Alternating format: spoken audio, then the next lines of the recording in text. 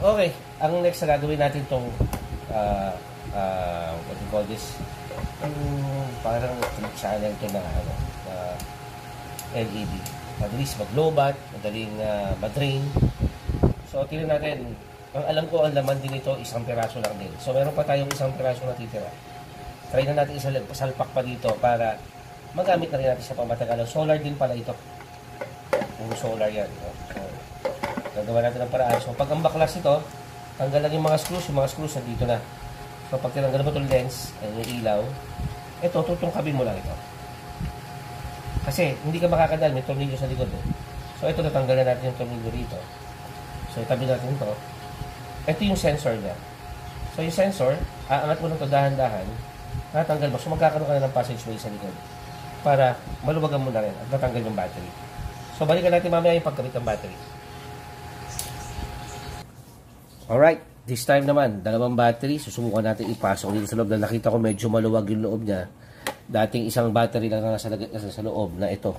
Na napakagaan. Na pag-connect, i-connect natin. Kalagay ito sa loob.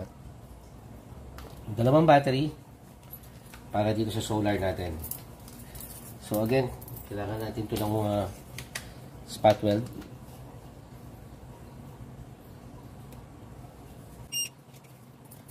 So, kailangan natin siya. Ito kasi ayos. Pag nag-spot weld, pag-tingnan siya. So, anong siya?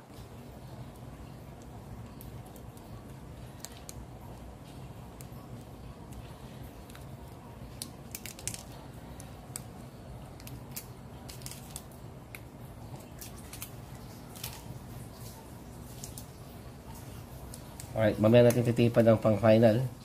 Importante lang hindi sila gumalaw. So, spot weld tayo.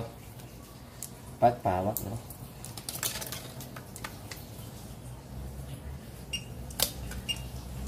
Yan, dikit ka agad dyan pag ano yan. Yan. So, dikit yan. Sama, hindi na maghihiwalay talaga. So, magagawin natin, no? Magkakat muna tayo. So, from here, nagka-connecta na yung dalawang positive. So, cut na tayo dyan. Ayan, hindi nang ihiwala yan. So, pantay lang natin, no? Kasi, pag nag-weld na tayo, mahihirapan na tayo. Yan, dito na tayo magpapantay. So, sa ilalim, parehas negative. Masarap mag-spot weld pagka fresh pa. Kaya nito. Yan, kapit ka agad siya.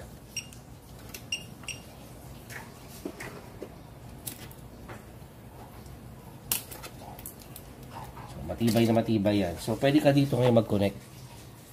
So, dalawa na yung battery niya. So, makikita natin dito. Ito ang kailangan natin gawa ng paraan. Kasi ito, wala pa siyang plate. So, gagawa natin ng paraan yan para magka-plate.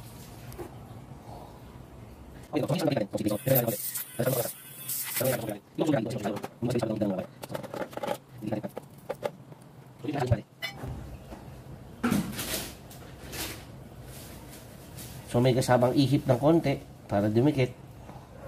Ponduhan natin parehas. Ipagtapat mo siya, yan. Hindi matidikit pag hindi nagtapat.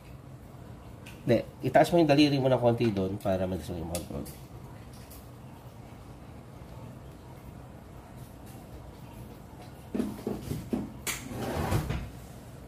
So, sabahan mo ng ihip. Hipan mo agad para kapit na kapit.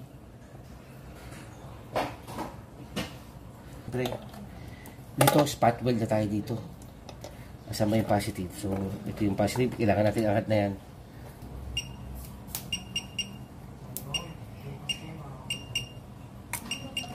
Yun. Kapit, no? Ganda ng kapit natin doon. Yun. Okay. So, sa next tayo. Sa negative. So, na-spot weld na natin. Pero para sigurado lang tayo, mag-weld tayo dito. Okay? Sure lang tayo na walang kalas. So, figure out na natin paano siya ibabalik at pagpapakasya yung battery. Babalikan po natin yan. So, nagawa natin ang paraan na magkasya yung dalawang battery. Papakita po natin yan mamaya. So, makikita.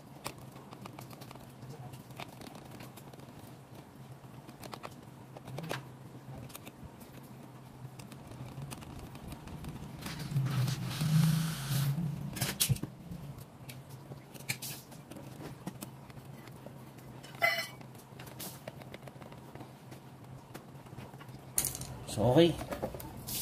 Dalawang battery na yung nakalagay sa loob niyan, na dating isang piraso lang.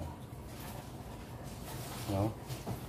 So, syempre, pag binili mo sa online, medyo titipirin talaga nila yan. So, maganda rito, hindi natin ito tinipid. So, nakita ko medyo maluwag yung battery sa loob, lagyan natin ng kalang.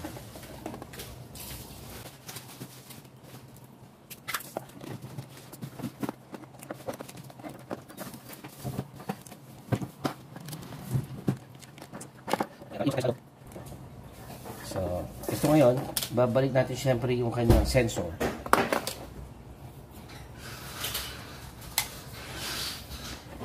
Si sensor.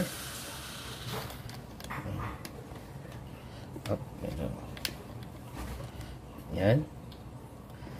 Natapat-tapat lang yan.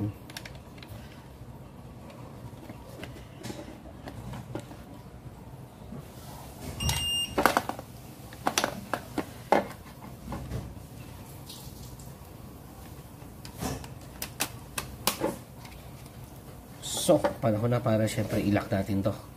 So, dahan-dahan lang to pag tornilyo kasi may wire ko sa likod papunta sa solar. So, yung 4 na tornilyo dito yan.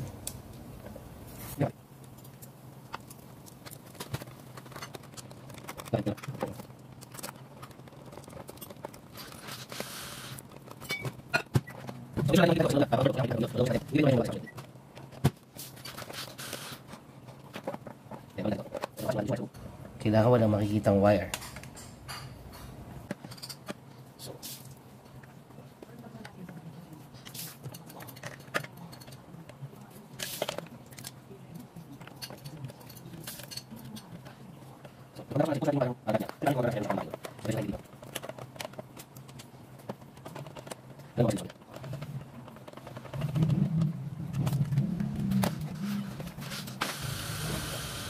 so makita mo, lumabas na yung parang tornilyo na dito sa kabila. Medyo okay na yan. So again, make sure na lahat pasok at mahigpit. So ayan na po. Upgraded na ilaw. So dating isa lang ang nakalagay sa kanya. Ngayon po, dalawa na.